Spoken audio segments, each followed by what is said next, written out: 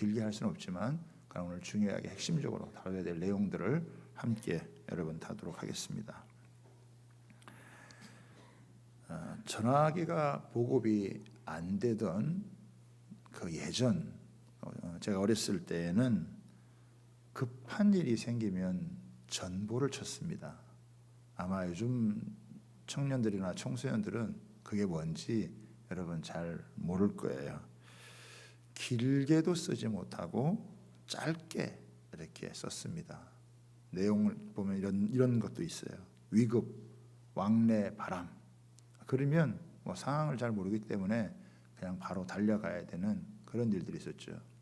그러나 몇십 년이 지나고 난 다음에 지금 우리가 살고 있는 시대는 지구의 반대편에 있는 사람과도 영상통화를 무제한적으로 할 수 있는 그런 시대가 여러분 되어졌습니다. 천지가 개벽했다고 해도 과언이 아니죠.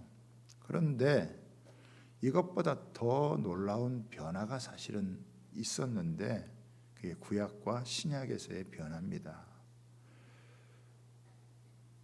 죄인인 인간이 거룩하신 하나님을 만난다라고 하는 것은 상상하기조차 어렵고 힘든 일입니다.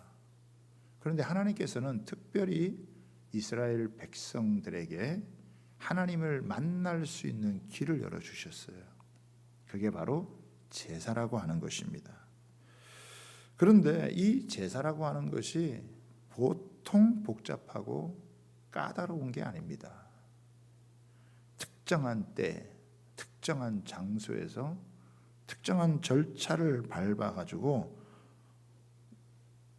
제사를 드려야 겨우 하나님을 만날 수가 있었습니다.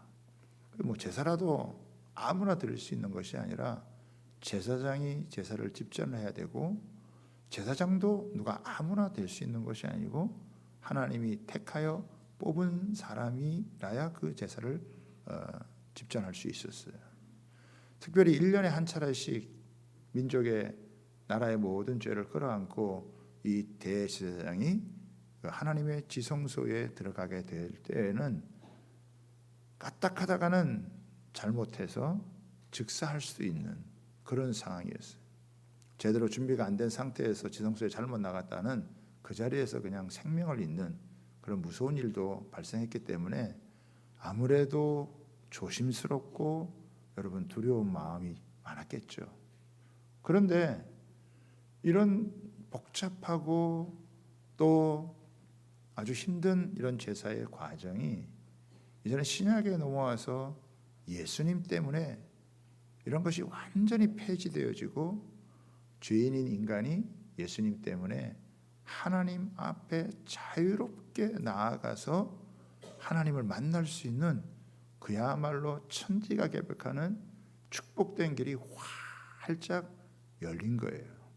그러니까 새롭고 산 길이 우리 인류 가운데, 우리 인생 가운데 활짝 열려졌다라고 하는 거예요.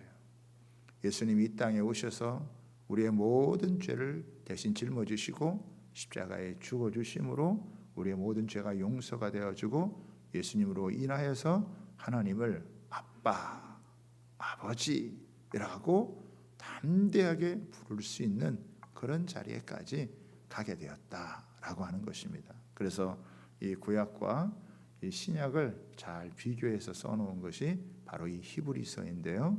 이 히브리서 이 4장에 우리에게 주신 이 놀라운 특권, 축복이 뭐냐라고 하는 것을 오늘 이 말씀을 통해 기록을 해 놓았습니다. 그래서 14절을 한번 보실까요? 그러므로 나오죠. 이제 앞에서 나온 이야기들의 결론에 해당하는 것입니다.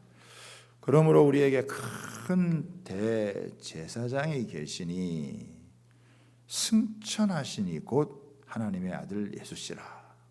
예수님을 큰 대제사장이라고 부르셨어요. 대제사장이 거기에도 큰 대제사장이다. 예수님이 이 땅에 오셔서 중요한 임무를 갖고 오셨는데 그것을 완성을 하시고 그리고 이제는 하늘에 승천을 하셨다라고 하는 것입니다. 그렇기 때문에 곧 하나님의 아들 예수, 우리가 이 믿는 도리를 굳건하게 하자. 근데 예수님이 왜 이 땅에 인간처럼 육신을 입고 오셨느냐, 그 육신을 입고 업으신 것이 우리에게 무슨 유익이 되느냐, 이것을 15절에 이렇게 기록하고 있습니다. 우리에게 있는 대제사장은 우리의 연약함을 동정하지 못하실 리가 아니요 모든 일에 우리와 똑같이 시험을 받으신 이로되 죄는 없으시니라. 그러니까 여기 보면 왜 예수님께서 인간의 몸을 입고 오셨느냐, 우리의 연약함을 알기 위해서. 여러분, 여기 연약함이라고 하는 것은 우리가 갖고 있는 인간의 연약함의 총체적인 모든 것을 다 여러분 말하는 거예요. 그래서 예수님이 우리의 모든 형편, 사정, 무엇 때문에 고민하는지, 무엇 때문에 갈등하는지, 무엇 때문에 아픈지, 무슨 문제로 인해서 그 깊은 고민 속에 있는지, 또 어디가 아픈지, 아마 예수님은 머리가 띵한 것도 아마 이해하실 것 같고요, 속이 더부룩한 것도 이해하실 것 같고, 무릎이 시리고 아픈 것도 아마 이해하실지 모르겠어요. 왜 이렇게 또 졸음이 크게 쏟아지는지, 그런 것도 예수님은 우리가 똑같은 인간이 되셨기 때문에 우리의 모든 걸 다 이해하실 수 있는 그런 분이 되셨다. 그래서 인간으로서, 완전한 인간으로서 또 우리의 죄를 대속할 수 있는 모든 것들을 완성하시고 이제 하늘 보좌에 이제 앉으셨다라고 하는 것입니다. 자, 그러므로 이제 또 하나의 결론이 나와요. 16절입니다. 같이 한번 읽어보겠습니다. 시작. 그러므로 우리는 긍휼하심을 받고 때를 따라 돕는 은혜를 얻기 위하여 은혜의 보좌 앞에 담대히 나아갈 것이니라. 여기 보면은 보좌라고 하는 것은 통치, 다스림, 능력, 권위의 상징이거든요. 그래서 이 보좌 앞에 권위와 능력을 갖고 있는 분 앞에 나간다는 것은 힘없고 연약한 인간에게는 상당히 두려운 일이에요. 그런데 이 보좌를 어떻게 설명하고 있느냐? 은혜의 보좌다. 하나님께서 은혜를 베풀어 주시는 은혜의 보좌다. 이 은혜의 보좌 앞에 누구든지 담대하게 나아갈 수 있다. 그러면서 우리에게 두 가지를 이 앞에 약속을 하고 있어요. 자, 다시 한번 봅니다. 첫 번째는 뭐냐? 우리는 긍휼하심을 받고라는 말이 있어요. 긍휼하심을 받고. 아마 새벽기도에 참석을 해서 다니엘서 9장을 묵상하신 분들은 이 긍휼함이라고 하는 게 얼마나 중요한 부분인지를 여러분 나름대로 좀 감을 가지실 거예요. 하나님께서 애굽의 노예로 있던 백성들을 건져서 가나안 땅을 차지하게 하고 누리게 하셨고, 그들에게 어떻게 살라고 하는 메시지를 주고 말씀을 주었는데, 그만 이스라엘 백성들이 타락을 해서 하나님 말씀을 듣지 않고 하나님께서 보낸 선지자의 메시지를 갖다가 거부하면서 이들이 죄악에 빠졌습니다. 얼마나 그 죄가 심했는지 다니엘은 정말 이 죄에 대한 모든 단어들을 동원하면서 이스라엘 백성들의 죄를 고백을 해요. 회개를 합니다. 반역하고 패역하고 행악하고 범죄하고 하나님 말을 듣지 아니하고, 그래서 우리가 이렇게 바벨론 포로에서 이렇게 끌려오게 된, 수치를 당하게 된 이 모든 것이 다 우리의 범죄 때문이다라고 하는 것을 여러분, 이것을 고백을 여러분 합니다. 죄에 대해서는 반드시 대가를 지불하게 되어진다라고 하는 것을 말씀을 통해서 알고 그가 고백을 하는 거죠. 그런데 이것으로 끝났다고 한다면 죄에 대한 심판 또 멸망을 받고 끝나는 것이죠. 근데 아주 또 하나 중요한 그게 있었어요. 다니엘이 기도할 때 긍휼과 용서하심이 주께 있사오니, 우리가 범죄하고 죄를 지었습니다마는 긍휼과 용서함이 주께 있사오니, 그러니까 죄는 반드시 심판을 받는다. 죄에 대한 대가로 저주가 임한다. 이것도 성경에 기록되어져 있지만, 또 한편으로는 우리가 주님 앞에 돌아오면 다시 내가 죄를 짓고 아무리 허물이 많고 우리가 하나님 앞에서 범죄했더라도 주께는 긍휼이 있다. 주께는 우리를 회복하는 놀라운 은혜가 있다. 받을 만한 자격이 없는 자에게 하나님께서 베풀어 주시는 너무나 놀라운 은혜가 있어서 우리가 죄를 져서 망하고 잘못됐지만 회개하고 돌아오면 더 놀라운 회복의 역사를 이룬다라고는 이 말씀이 동일하게 기록이 되어져 있는 거예요. 그래서 하나님 앞에 기도할 수 있는 이유가 뭐냐? 긍휼이 있기 때문에, 용서함이 있기 때문에, 다시 회복할 수 있는 은혜가 있기 때문에, 다시 살아날 수 있는 은혜가 있기 때문에 여러분 그걸 갖고 기도를 하는 거예요. 그런데 아무래도 구약에서는 이것을 완전하게 해결할 수가 없었죠. 그렇죠? 죄를 질 때마다 짐승을 잡아야 되고 계속해서 제사를 드려야 되기 때문에 완전할 수가 없어요. 그런데 완전한 인간이신 예수님이 오셔가지고 단번에 피를 흘려서 우리의 모든 죄를 완전히 사해 주셔서 무궁한 하나님의 사랑, 이 긍휼이 우리에게 나타나게 된 거예요. 그래서 은혜의 보좌, 그 하나님의 보좌, 그 보좌 앞에 나갈 때마다 우리가 왜 나가느냐? 우리에게는 긍휼함을 얻는 거예요. 다시 용서함을 받는 거예요. 다시 새롭게 되어지는 은혜가 있는 거예요. 마치 한 번도 죄를 짓지 않는 사람처럼 하나님께서 우리를 받아주시고 그런 우리를 향하여서 하나님이 무궁한 사랑을 쏟아부어 주시는 그런 긍휼, 세상 어디에서도 찾아볼 수 없는 이런 긍휼이 하나님 앞에 있다는 거예요. 그래서 은혜의 보좌 앞에 여러분 달려가는 거죠. 또 하나 있습니다. 두 번째는 뭐냐? 때를 따라 돕는 은혜다 이거예요. 때를 따라 하나님이 도와주신다는 거예요. 그때마다 하나님께서 절묘한 타임 가운데 하나님이 도와주시는 거예요. 자, 이거는 신앙생활을 해보고 하나님을 찾아본 사람, 하나님 앞에 기도해 본 사람은 알거든요. 하나님께 나아가는 자는 반드시 그가 계신 것과 그가 자기를 찾는 자에게 상을 주시는데, 하나님께서 주시는 그 상이 뭐냐? 그 절묘한 타이밍에 하나님께서 기가 막히게 응답을 해 주셔가지고 우리가 때를 따라서 하나님의 도우심을 얻게 되어지는 놀라운 은혜가 우리 가운데 여러분 있다라고 하는 거예요. 참 기가 막히죠, 이런 거 보면. 그 제가 이제 생각을 해봤어요. 어렸을 때 우리 청소년 시기, 또 청년의 시기, 또 중년, 노년의 시기 다 돌아보면 여러분 어린아이 때는 아이들이 그냥 아기가 되어지면 그냥 아무거나 막 집어먹잖아요. 잘못 집어먹으면 큰일 날 것도 잘못 집어먹어가지고 문제가 생기기도 하고, 젓가락을 가지고 콘센트를 쑤셔가지고 전기가 통해가지고 힘든 아이들도 있고, 초등학교 중학교 되면 막 사춘기 찾아오죠. 친구 간의 갈등도 여러분 생기죠. 중학생만 돼도 벌써 학업에 대한 부담감이 커가지고 자기 진로에 대한 고민을 하죠. 청년들만 여러분 되어줘도 요즘 그 청년들도 쉽지가 않아요. 결혼과 진로 등 헤쳐나가야 될 과제가 만만치가 여러분 않아요. 중년은 어떻습니까? 인생의 무게감이 더 많이 느껴져요. 어른이 되면서 책임져야 될 일들이 더 많아지게 되니까 여기도 쉽지를 않아요.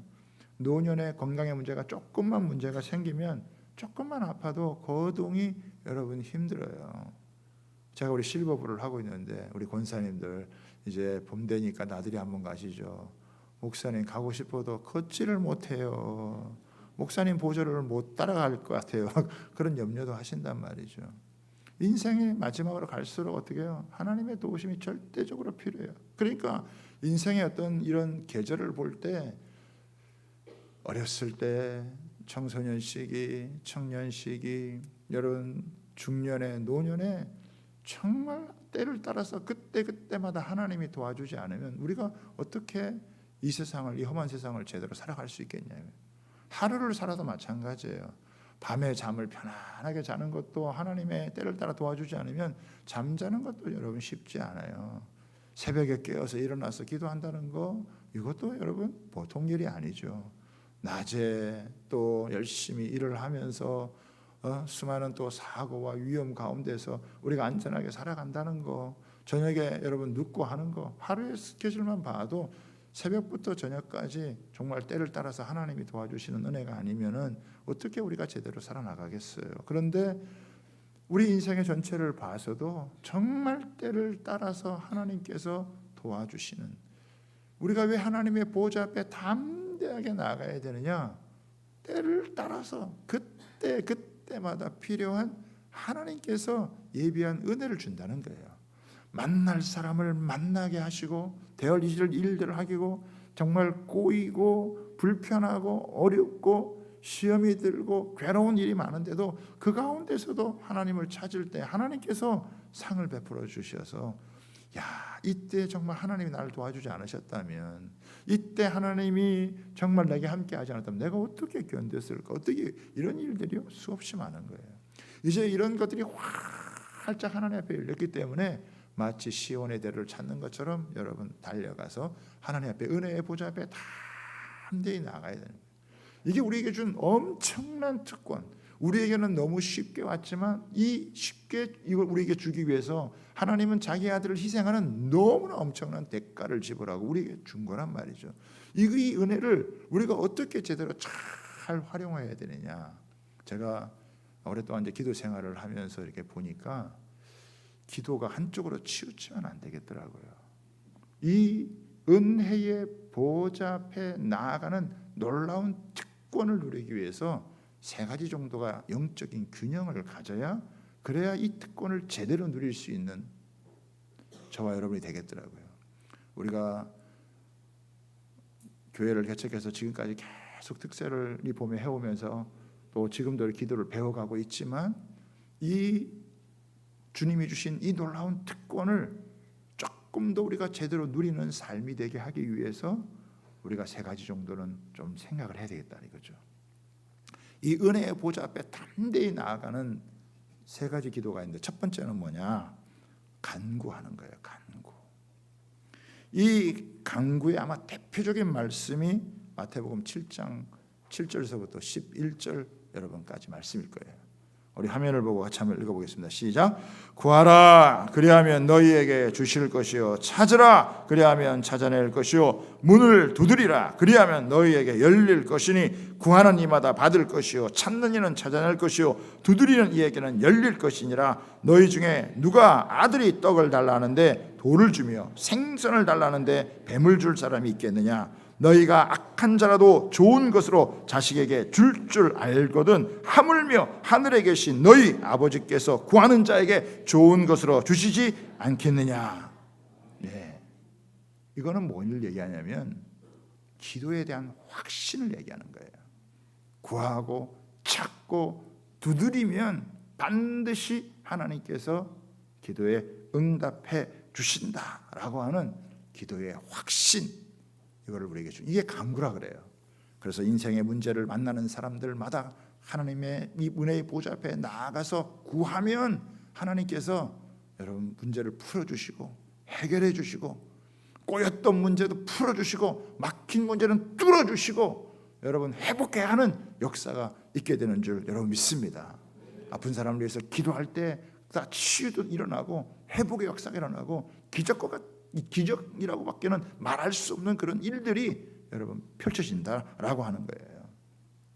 그래서 아마 우리 대부분의 기도가 이런 간구의 기도, 내 인생의 문제를 놓고 하나님을 찾고 여러분 구하고 두드려서 그 속에서 하나님이 응답을 주시는 놀라운 은혜가 있다는 것이죠.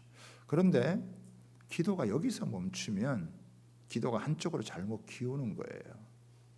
아무래도 이런 간구의 기도가 좋지만 약점이 있는데, 이게 뭐냐? 자기중심적인 기도가 된다는 거예요. 그렇죠? 굉장히 자기중심적인 여러분 기도가 되어져서 이게 하나님의 전반적인 뜻을 이루지 못하는 그런 기도가 될 수 있다는 거예요. 그러니까 은혜의 보좌 앞에 나아가는 한 부분을 차지할 수는 있지만 그게 온전하지 못하다는 거예요. 그러면 그 기도가 어떤 기도가 되어야 되냐? 두 번째로는 여러분 교제의 차원으로 나가는 거예요. 여기 보면은 하늘에 계신 우리 아버지, 여러분 하나님께서 우리의 아버지, 나보다 나를 더 사랑하시고 나를 향한 놀라운 계획을 가지시고 우리의 인생의 모든 걸음을 인도하시고 또 우리의 필요를 아시는 그분이 바로 우리의 하나님 아버지라고 한다면, 기도의 목적이 좀 달라지는 거죠. 그렇죠? 인생의 문제를 해결하는 것으로 끝나는 것이 아니라 하나님과 더 깊은 속삭임, 사랑의 관계로 여러분 들어가는 거예요. 그래서 제가 굉장히 중요하게 생각하는 말씀이 뭐냐면 마태복음 6장 7절 8절의 말씀이에요. 자, 같이 한번 읽어보겠습니다. 시작. 또 기도할 때에 이방인과 같이 중언부언하지 말라. 그들은 말을 많이 하여야 들으실 줄 생각하느니라. 그러므로 그들을 본받지 마라. 구하기 전에 너희에게 있어야 할 것을 하나님 너희 아버지께서 아시느니라. 그러니까 지금 하나님 어떤 분이세요? 우리 뭐 잘 모르기 때문에 일일이 다 알려줘야 아시는 그런 분이 아니라는 거예요. 이미 우리에 대해서 이 세상의 모든 일 우리가 뭐 리포트 하지 않아도 하나님은 다 알고 계세요. 그렇기 때문에 문제를 놓고 하나님 앞에서 기도하는 이 기도도 필요하지만 사실은 아버지가 이미 다 알고 계시기 때문에 그 아버지와 함께 어떻게 해요? 그분이 내 아버지다라는 걸 알고 교제를 하는 거예요. 그래서 우리가 간구하는 것은 주로 우리 쪽에서 막 기도하는 거잖아요. 하나님 앞에 이렇게 해주시면 좋겠습니다, 저렇게 해주시면 좋겠습니다라고 막 기도하는데 이 교제의 기도는 어떤 기도로 가느냐? 이 기도는요, 하나님과 우리가 만났다라고 한다면 누가 얘기를 많이 해야 되겠어요? 내가 말을 많이 하는 게 중요할까요? 하나님이 우리에게 말씀하는 걸 듣는 게 중요할까요? 그래서 하나님이 우리에게 말씀하는 걸 듣는 거예요. 그렇죠?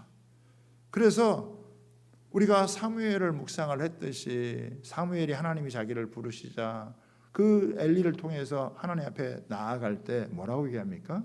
주의 종에게 말씀하옵소서. 주의 종이 듣겠나이다. 그래서 듣는 걸 하는 거예요. 하나님과의 친밀한 사랑의 관계로 교제로 들어가는 거예요. 그래서 뭘 해결해 주고 무슨 문제를 해결하는 것도 중요하지만 그런 가운데 하나님과의 깊은 사랑의 관계로 들어가서 하나님이 내 문제를 아시고 또 이 문제를 아실 뿐만 아니라 이런 걸 해결하는 가운데서 하나님과 함께 여러분 동역하게 되어지는 거예요. 하나님을 위해 살고자 열심을 내는 사람 많습니다. 그런데 하나님을 위해서 사는 것도 중요하지만 하나님과 함께 하나님의 일을 하는 게 훨씬 더 중요한 거예요. 하나님과 만들어가는 인생. 그래서 우리 성경의 수많은 인물들 보면은 아브라함도 모세도 요셉도 다윗도 그 하나님과 친밀한 사랑의 관계를 누릴 수 있는, 그래서 한때는 막 간구하며 기도했다가 어느 순간 그 기도가 하나님의 마음을 느끼게 되어지는, 하나님과 사랑의 깊은 관계로 들어가는 이런 교제의 차원의 기도로 들어가게 되어진다라고 하는 것입니다. 그리고 이제 마지막이 있어요. 마지막은 뭐냐면 기도가 사역이다라고 하는 거예요. 사역의 차원에서의 기도예요. 하나님께서 모든 걸 아시고 모든 것을 할 수 있는 분이라고 한다면 내가 뭐 굳이 하나님 앞에 기도할 필요가 뭐가 있겠냐 이렇게 생각하는 사람들도 여러분 있지만, 하나님께서 우리의 모든 것을 안다고 하시는 것 때문에 우리의 기도가 필요 없는 게 아니에요. 여러분 여기에 또 히브리서에 굉장히 우리에게 중요한 말씀이 여러분 하나 있습니다. 히브리서 7장 24절에서 25절까지 말씀을 한번 보겠습니다. 자, 한번 보세요. 시작. 예수는 영원히 계심으로 그 제사장 직분도 갈리지 아니하느니라. 그러므로 자기를 힘입어 하나님께 나아가는 자들을 온전히 구원하실 수 있으니 이는 그가 항상 살아계셔서 그들을 위하여 간구하심이니라. 그러니까 지금 예수님께서 하늘 보좌 우편에 앉으셔서 뭐 하고 계시냐? 세상을 통치하고 계신다는 거예요. 그러면 세상을 어떻게 통치하고 계시느냐? 예수님도 우리의 구원을 위해서 기도하심으로 세상을 통치하고 있다는 거예요.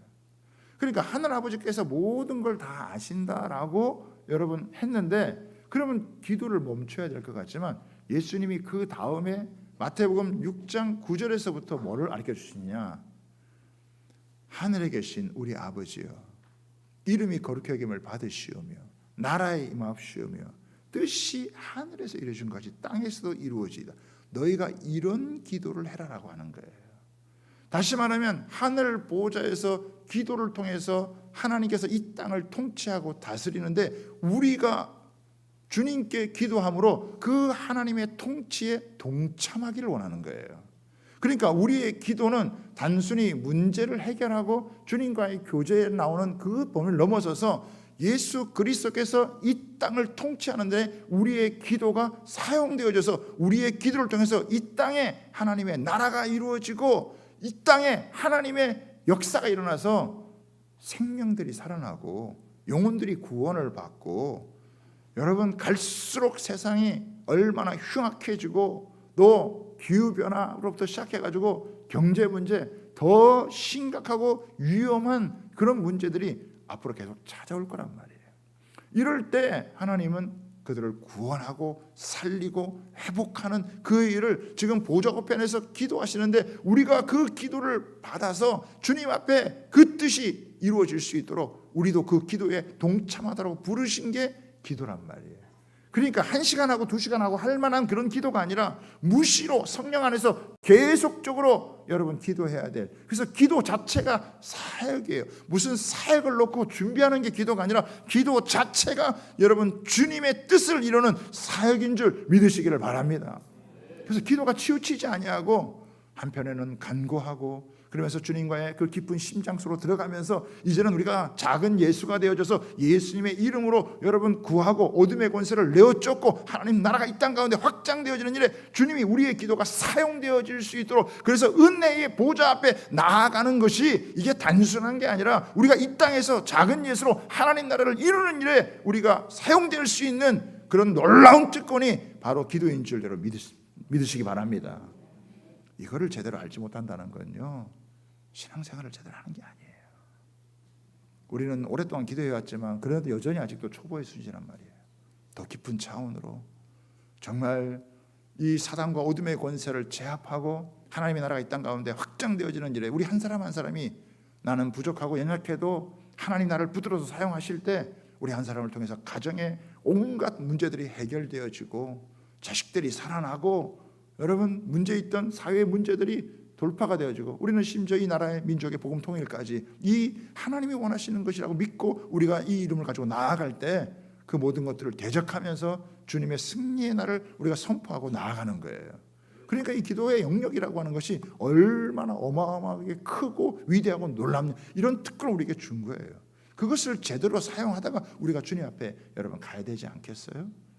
그래서 하나님 앞에 기도하는 이런 이 은혜의 보좌 앞에 긍휼함을 얻고 때를 따라 여러분 하나님의 도우시는 이 은혜를 누리면서 저와 여러분의 인생이 주님 앞에서 가장 빛나는 인생이요, 또 이 마지막 때에 주님의 다시 오심을 예비할 수 있는 그런 은혜가 있게 되기를 여러분 주님의 이름으로 부탁하고 축복합니다. 그래서 기도를 다시 한번 결심하는 거, 주님 지금까지 기도해 왔지만 제가 조금 더 이런 은혜의 보좌 앞에 더 담대히 나아가서 내가 인생의 문제를 해결하는 정도뿐만 아니라 주님과의 깊은 더 일치되는 하나됨을 누리고 작은 예수로서 이제는 주님의 자녀의 권세를 가지고 이 세상 가운데 하나님의 뜻을 이루는 하나님의 사람으로 살게 하옵소서. 이렇게 기도하며 나아갈 때요, 기도의 지평도 넓어지고 기도의 여러분 참된 맛을 경험하는 은혜가 있게 될 줄 믿습니다. 그런 마음으로 우리가 새벽을 깨우면서 또 어떤 상황 여건 가운데 있든지 간에 주님을 의지하고 믿음으로 나아가는 그런 저와 여러분 다 되시기를 주님의 이름으로 부탁하고 축복합니다. 기도로 통치하고 기도로 세계를 경영하고 기도로 세계를 움직여 나아가는 그런 역사들이요 너무 많은 분들에게 일어났어요. 우리도 이제 초보적인 수준에서 벗어나서 더 깊은 차원에 더 이 강력한 무기를 사용할 수 있는 그런 자리로 나아가게 되기를 다시 한번 주님의 이름으로 부탁하고 축복합니다.